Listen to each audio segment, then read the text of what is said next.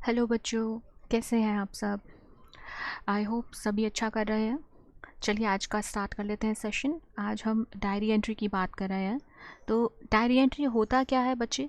Diary entry जब आप अपना दिन भर में आपने क्या किया, ठीक है, कैसे आपने दिन बिताया, when you are describing yourself और अपने थॉट्स लिखते हैं, ठीक है, and what happened during the day. तो that is what you write in diary. Basically diary daily basis पे ही जाती है, ठीक है। Sometimes people tend to write like travel log, मतलब ट्रैवल का पूरा कुछ एक डायरी में एंटर कर दिया कि पूरी मेरी जर्नी जो थी इस तरह से थी। तो this is what we have. But basically जब हम डायरी एंट्री की बात करते हैं, it is a daily concept, ठीक है, ये डेली कॉन्सेप्ट पर जाती है। तो लेट्स टॉक अबाउट डायरी। हम इसका फर्स्ट क्वेश्चन डिस्कस करेंगे and I will show you how to write that, okay. तो पहले क्वेश्चन में क्या दिया गया है, all the news channels were reporting the earthquake in Nepal on 25 April year so and so, कोई भी हो सकता है, जैसे हम 2024 में है। After watching the effects of the natural disaster right a diary entry about what you were feeling at that point in time, ठीक है। तो यहाँ पर आपको क्या दे दिया गया है, क्वेश्चन में बोला गया है बेटा कि जितने भी चैनल्स हैं वो बता रहे हैं कि नेपाल में 25 अप्रैल को अर्थक्वेक आया, और ये देखकर, ये जो नेचुरल डिज़ास्टर हुआ, इसको देखकर आपने क्या फील किया, आप उस बारे में लिखेंगे, ठीक है। पहले हम डायरी एंट्री के एक छोटे से फ्रेम की बात कर लेते हैं कि आप डायरी एंट्री में क्या क्या देने वाले हैं। तो सबसे पहले बेटा आपकी डेट जाती है, ठीक है। डेट के बाद यहाँ पर आप नीचे टाइम मेंशन कर सकते हैं, एंड साथ ही साथ जो डे होता है, ठीक है, डे डेट टाइम का जो कॉन्सेप्ट है वो इस तरह से जाता है। देन उसके जस्ट नेक्स्ट से आप अपना जो राइटिंग बॉडी है वो शुरू हो जाती है। कोई प्रॉब्लम नहीं है, कुछ टेंशन वाली बात नहीं है। क्यों? क्योंकि जो ये राइटिंग बॉडी है, आप अपनी मतलब इनफॉर्मली जैसा आप फील करते हैं, एज यू फील, ठीक है, एंड नॉर्मल इनफॉर्मल लैंग्वेज, ठीक है,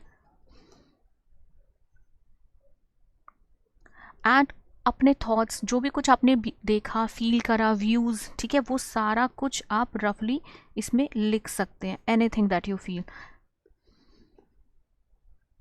राइट। तो ये आ जाता है, एंड लास्ट में फिर आप अपना नाम लिख सकते हैं। तो this is how you can complete your work, all right, and this has a complete frame. तो let's start with the answer that we have.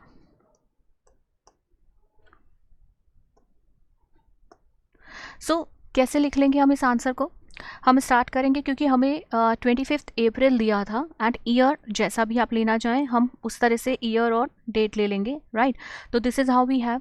Then time आ जाता है एंड आपका डे आ जाता है Sunday, right. Now coming to the writing part. Writing part में I am really sad, हमने शुरू करा क्योंकि हम अपनी बात बता रहे हैं, तो मैं बहुत दुखी हूँ। I am really sad about what happened yesterday. I was watching the news when suddenly I got to hear that a big earthquake had hit Nepal. I was shocked to see so much destruction in just a matter of minutes. ठीक है, earthquake में जो destruction होता है आप देख के दुखी होते हैं, आप उसी तरह से अपनी फीलिंग लिख दीजिए, ठीक है। ज़रूरी नहीं है कि हम यही लाइंस लें, पर आपको इस तरह की लाइंस फ्रेम करनी ही होती हैं एक लैंग्वेज के साथ, और बेटा ध्यान रखेंगे कि आपकी इंग्लिश सही जाए, ठीक है। अब आपने क्योंकि फील किया था, ये पास्ट टेंस में आपने देखा, क्योंकि अब राइट नाउ तो आप राइटिंग लिख रहे हैं, डायरी लिख रहे हैं, और आपने ये न्यूज़ पहले देखा था, ठीक है।